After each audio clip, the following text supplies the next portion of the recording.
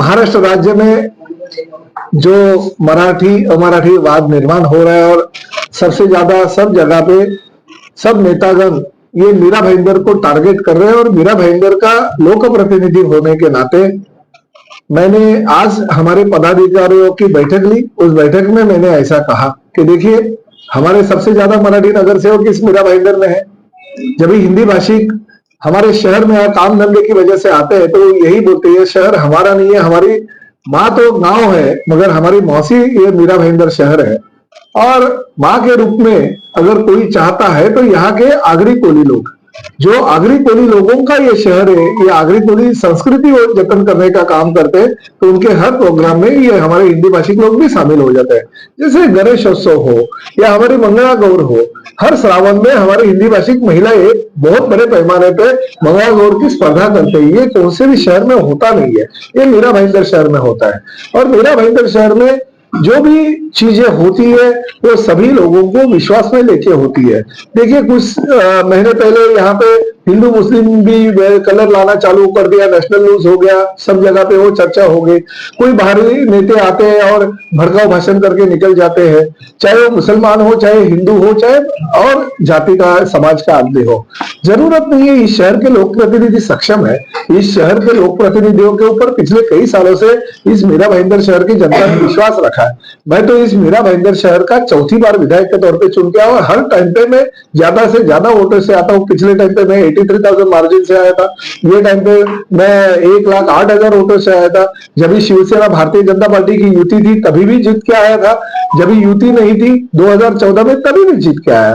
तो ये ऐसा नहीं है कि प्रताप सरनाईक मराठी उम्मीदवार है तो हिंदी भाषी एक हो जाए और नहीं प्रताप सरनाईक मराठी है करके उसको वोट नहीं देने का, ऐसा कभी सोचते नहीं है मीरा भाईंदर शहर की जनता। उल्टा काम को देखते हुए, मेरे जैसे कार्यकर्ताओं को देखते हुए एक बार, दो बार, तीन बार नहीं बल्कि 4-4 बार जीता है। उनके आशीर्वाद से आज मैं इस राज्य का कैबिनेट मंत्री हूँ। मुझे फक्र है कि इस मीरा भाईंदर शहर का मैं नेतृत्व कर रहा हूँ।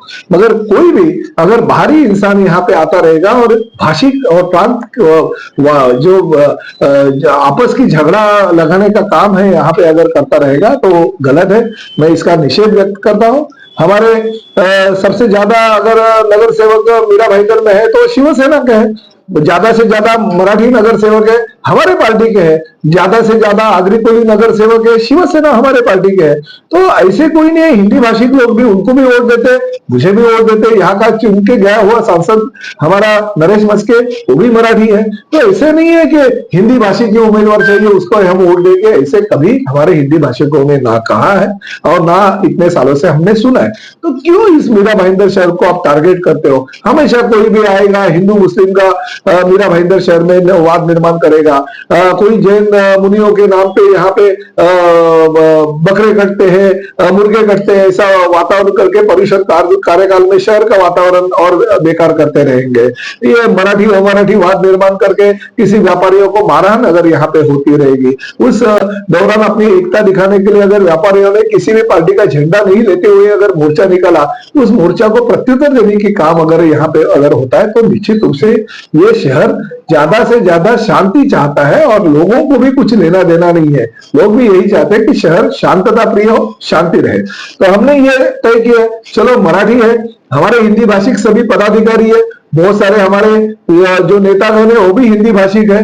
मराठी पदाधिकारियों के साथ हमारे हिंदी भाषिक पदाधिकारी भी अगर काम करते तो हमने यह निर्णय लिया, चलो हर साल हम मराठी भाषा दिन मनाएंगे मीरा भाईंदर शहर में, जोर शोर से मनाएंगे। जैसे दिवाली का त्योहार हम करते हैं वैसे मराठी भाषा दिन हम करेंगे। जो हमारे साहित्यिक है पुले देशपांडे, ऋषा खांडेकर है, विवा शिरवाडकर है, सभी लोगों का नाम लेके हुए हम एक दालन बनाएंगे। उनके नाम से उनकी जो मराठी की पुरानी किताबें हैं वो किताबें रखेंगे। जैसे मैंने थाना में कर दिया वैसे यहाँ पे ग्रंथालय बनूंगा, उनके बड़े बड़े किताबें रखूंगा। और साथ ही में हमने ये निर्णय लिया कि शिवसेना की जितनी भी शाखा मीरा भाईंदर शहर में, वहां पे शिवसेना के माध्यम से हम ये जो मराठी 12 खड़ी रहती है वो हम हर शाखा में दे देंगे, ताकि हमारे हिंदी पदाधिकारी जो है वो भी सीखे कि नहीं ये भाषा मराठी है, महाराष्ट्र में रहना है तो मराठी सीखना पड़ेगा, महाराष्ट्र में रहना है तो मराठी अच्छी तरह से बोलना पड़ेगा। तो इस तरह से हमारे हिंदी भाषिक जो लोग हैं वो आके सीखेंगे, वही हमारे पदाधिकारी नहीं, आसपास के अगर हमारे कुछ लोग हमारे नागरिक आते, हमारे मतदाता आते, उनको भी हम सिखाएंगे। आइए बैठिए, शाखा में 1-1.5 घंटा बैठिए।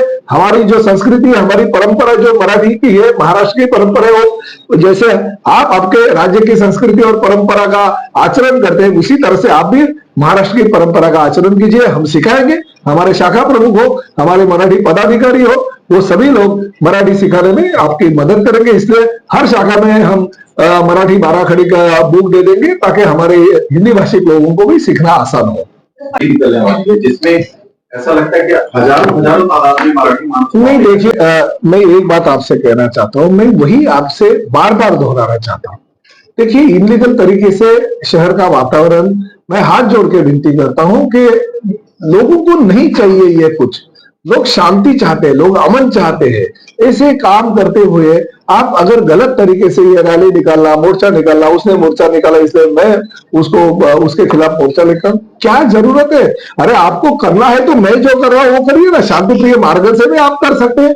अगर मराठी का जतन इतना ही कर रहा है, मराठी के ऊपर और महाराष्ट्र के ऊपर इतना ही आपको प्यार है, तो आप क्यों नहीं करते? जो तरह से हम कर रहे हैं, ये शिवसेना कर रही है, एकनाथ शिंदे साहब की शिवसेना अगर कर रही है, तो ये तरीका करो। आज जब भी पहलगांव जैसी दुर्घटना होती है, सबसे पहले कौन पहुंचा उस कश्मीर में? एकनाथ शिंदे साहब पहुंचे। कभी आपने क्यों नहीं सोचा कि चलो जाना चाहिए हम भी कश्मीर में और हमारे पर्यटकों को लेकर आना चाहिए? उत्तराखंड में कुछ होता है, सबसे पहले कौन पहुंचता है? एकनाथ शिंदे होता है। केरला में कोई अगर बाढ़ आई है या कोई भी जरूरतमंद अगर लोग अगर सामने से फोन करते हैं, सबसे पहले कौन अगर मदद देता है तो एकनाथ शिंदे साहब देते हैं। तो ये क्यों नहीं आप करते हो?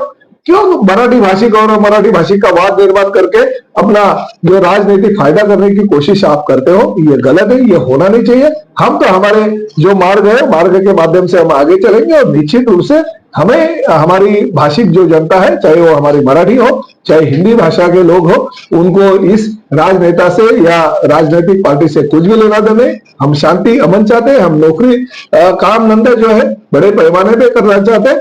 हमारा शहर विकसनशील शहर हो, देश के नक्शे में हमारा शहर लेके जाना चाहिए। ये विकास का मुद्दा लेके हम आगे चलेंगे और इसी तरह से विकास करते रहेंगे।